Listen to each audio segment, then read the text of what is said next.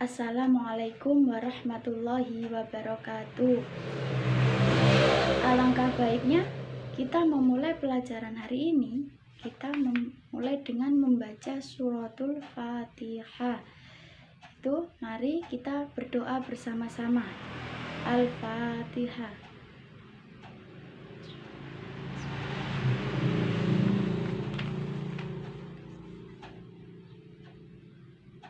Doa selesai.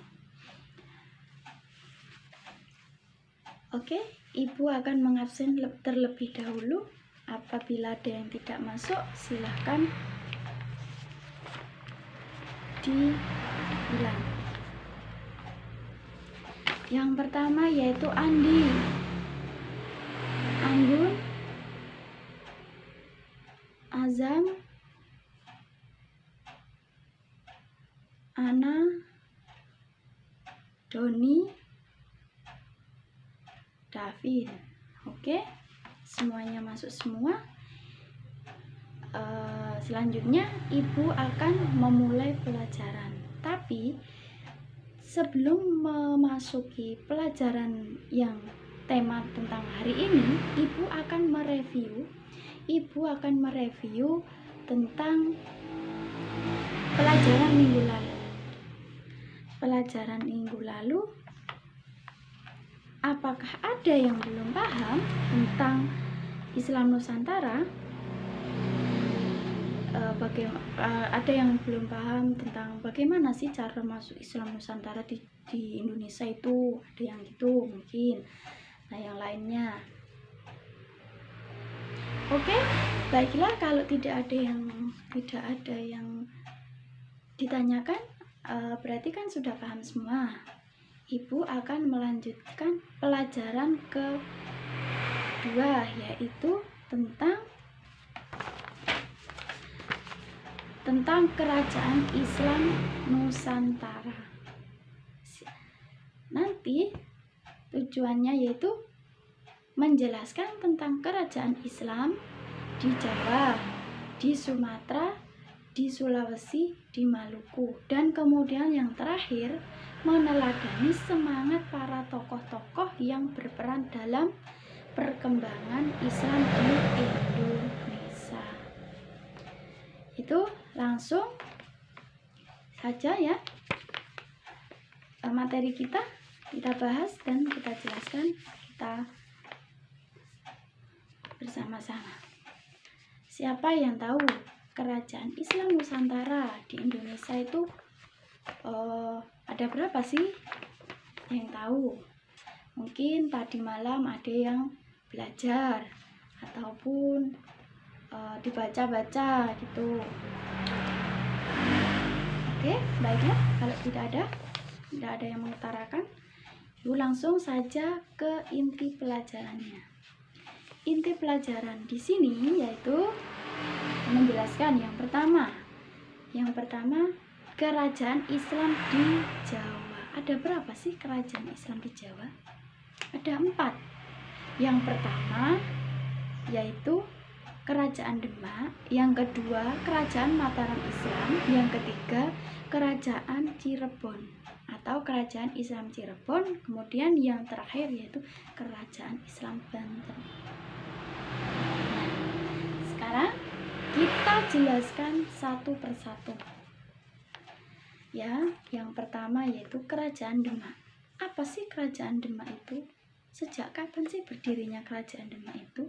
Kita bertanya-tanya kepada itu. Nah, Ibu akan menjelaskan. Kerajaan Demak itu berdiri pada tahun 1500 Masehi sebagai kerajaan yang terletak di daerah Bintoro, dekat muara Sungai Demak. Itu raja-raja yang memerintah pendiri, dan raja-raja yang pertama yaitu ada Patiunus, Sultan Trenggono, Sultan Prawoto. Jadi berdirinya Kerajaan Demak itu adalah pada tahun 1500, kemudian didirikan oleh Patiunus dan kawan-kawannya. Yang kedua yaitu Kerajaan Mataram Islam. Apa sih Kerajaan Mataram Islam? sama. Sejak kapan berdirinya? Siapa pendiri kerajaan Islam? Yo, siapa yang bertanya? Silakan. Ataupun ada yang tahu, bisa disampaikan kepada teman-temannya. Jadi Mataram Islam ini berdiri sejak tahun 1586 Masehi dengan raja pertamanya yaitu bernama Sutawijaya yang bergelar Penembahan Senopati. Setelah Penembahan Senopati wafat dan bergelar setelah Senopati wafat pada tahun 1601 yang dimakamkan di Kota Gede, Yogyakarta. Jadi kerajaan ini, Senopati ini meninggalnya pada tahun 1601. Jadi dia mendapatkan itu gelar Penembahan Senopati itu adalah cuma sebentar, nggak lama. Kemudian ada pengganti Senopati. Yaitu putranya yang bernama Mas Jolang, Raden Mas Rangsang atau dinamakan Sultan Agung.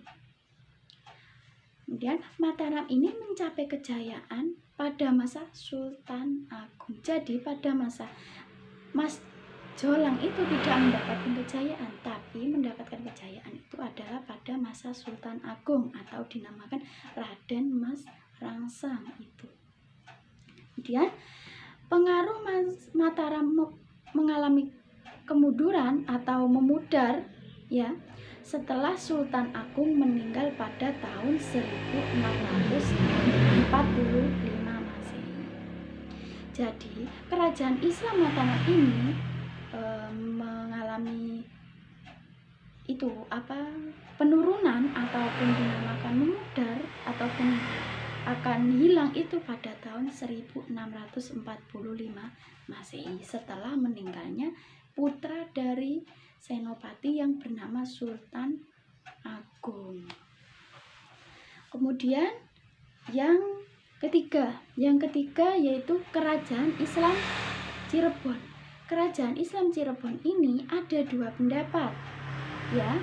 Ada yang menyebutkan yaitu bahwa nama Cirebon itu terdapat dua pendapat. Menurut Babat Cirebon menyebutkan bahwa kota Cirebon berasal dari kata Ci dan Rebon. Rebon itu dinamakan atau dengan bahasa Indonesianya itu adalah udang kecil. Jadi nama tersebut berkaitan dengan kegiatan para nelayan di Muara Jati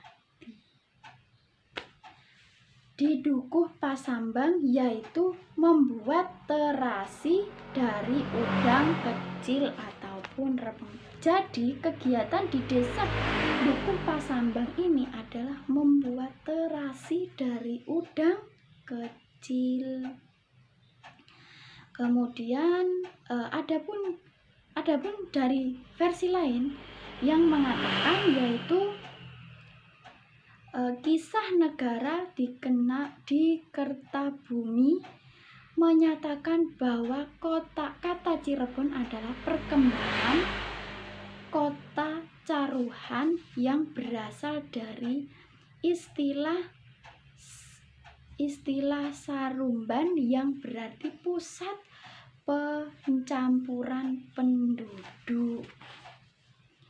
Kemudian pendiri kerajaan Cirebon adalah Walang Sungsang. Kemudian ada lagi.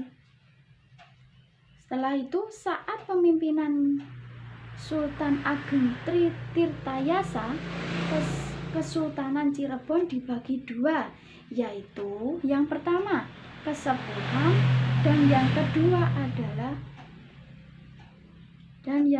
adalah Apa ya yang kedua itu? Bentar.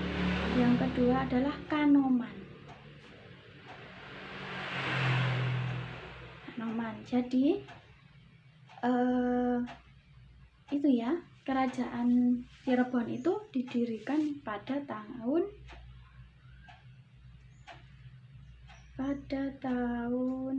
berapa ya? Pada tahun tahun 1649.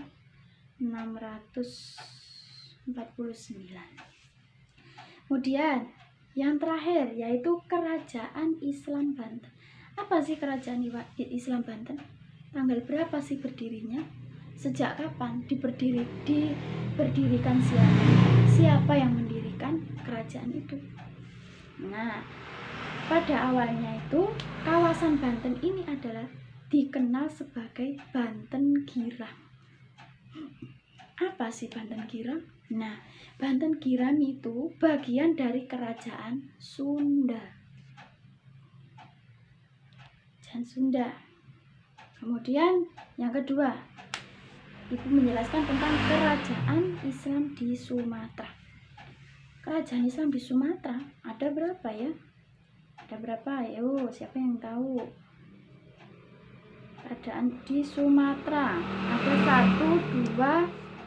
ada dua, yaitu Kesultanan Samudra Pasai dan Kerajaan Aceh. Apa sih Kesultanan Samudra Pasai? Kok saya tidak pernah mendengar ya? Cuma saya mendengar tentang Pak Samudra Pasai, yaitu Kesultanan Samudra Pasai itu adalah raja-raja yang memerintah di Kesultanan Samudra Pasai, yaitu Sultan Malik As-Saleh, Sultan Muhammad Malik Zahir, Sultan Mahmud Malik Zahir, Sultan Zainal Abidin Malik Zahir, Sultanah Nariyah Abu Zain Malik Zahir, Mahmud dan Mahmud Malik Zahir. Semua di belakangnya ada namanya Zahir. Kemudian yang kedua yaitu Kerajaan Aceh. Apa sih Kerajaan Aceh? Aceh itu terletak di mana? Kerajaan Aceh ini adalah didirikan oleh Sultan Ali Muhayyad Shah pada tahun 1530.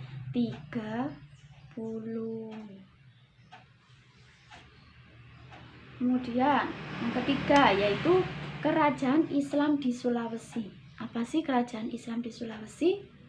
Kerajaan Islam ini adalah kerajaan yang terdapat di Sulawesi di antara Goa, Tado atau Makassar.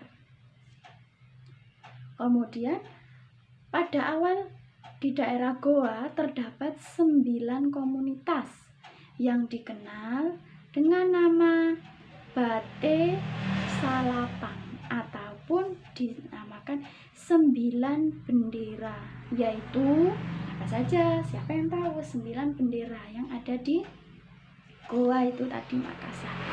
Apa sih? Nah, yang pertama yaitu Tombolo, Lakiung, Parang, kemudian Data, Agang Jene, Saumata, kemudian Bise, Sero, Kalili. Nah, yang kemudian menjadi pusat kerajaan. Jadi 9 bendera itu adalah menjadi pusat kerajaan Goa. Pusat kerajaan Goa. Atas keberanian Sultan Hasanuddin melawan Belanda, maka Belanda memberikan julukan yang bernama Ayam Jantan dari Timur. Oke, sudah? Ada yang ditanyakan? Apakah ada yang menanyakan tentang materi ini? Apa yang perlu ditanyakan? Silakan ditanyakan. ibu akan membuka pertanyaan. Jadi nggak ada yang ditanyakan, ibu yang akan bertanya kepada Anda. Yo, siapa yang tahu tentang berdirinya itu kerajaan di Islam Demak? Siapa yang tahu? Silakan ya. Apa? Ya. Oke, baik, bagus. Berarti udah ada yang paham. Oke, tidak ada yang ditanyakan lagi. Ibu akan memberi tugas untuk Anda dibuat minggu depan. Oke, ibu akan memberi tugas kalian untuk di pertemuan yang berikutnya, yaitu pekerjaan rumah ya.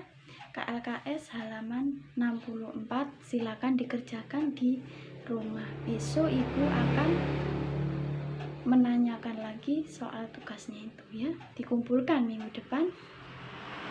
Oke, baiklah, sebelum kita mengakhiri pelajaran hari ini, sampai ketemu besok lagi ya dalam minggu depan.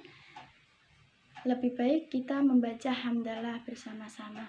Alhamdulillahirabbil alamin. Baik, terima kasih atas antisipasinya ya teman ya. Apabila ada yang salah, ibu minta maaf. Sampai ketemu di minggu depan.